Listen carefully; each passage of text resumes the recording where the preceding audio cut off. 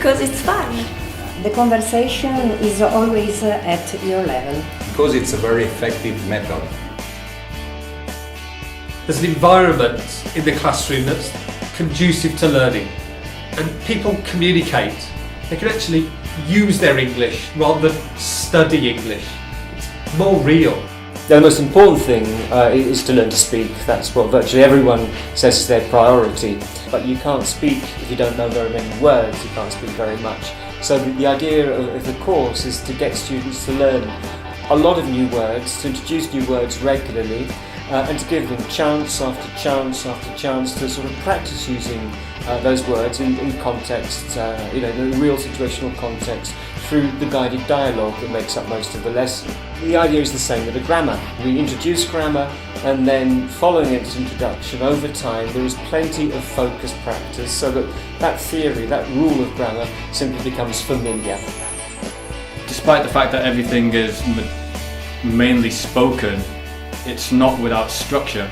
I think it's a good opportunity for the students to put into practice what they're learning straight away.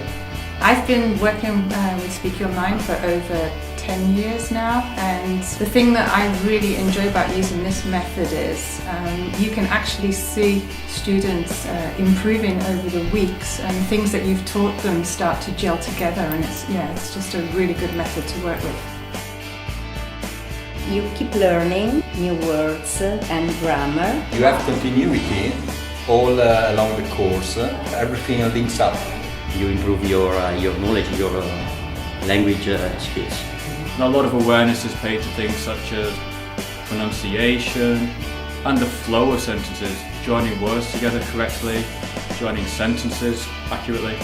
I've got students who are 12, 13, I've got students who are 28, 29 and who are working and need it for business and need it for customers. And there are 65-year-old, 70-year-old ladies and men who just do it because they actually enjoy it. I think it works well for all of those kind of people. It's an open approach. For me, it's important for my job, because I have to write in English and I have to speak during the conference with other colleagues from different universities and different countries. Until now, it was a great experience for me, and it is a great experience. There is a method, there is a design to it, and you can concentrate on the students. And in reality, as a teacher, that's what you want. You want your students to learn. You want your students to come out of a lesson feeling they've benefited. That's what you want as a teacher. It means a teacher can concentrate on the most important things for students.